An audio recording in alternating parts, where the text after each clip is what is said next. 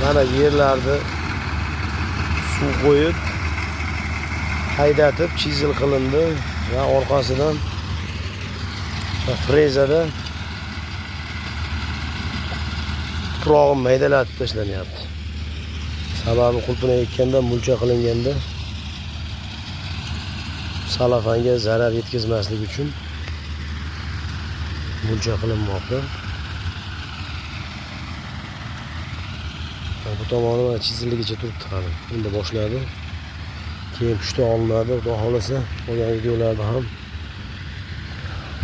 olib boraman, qolgan videolarga ham. Mana yerlarni suv qo'yib, haydatib chizil qilindi va orqasidan frezada tuprog'i maydalatib tashlanyapti.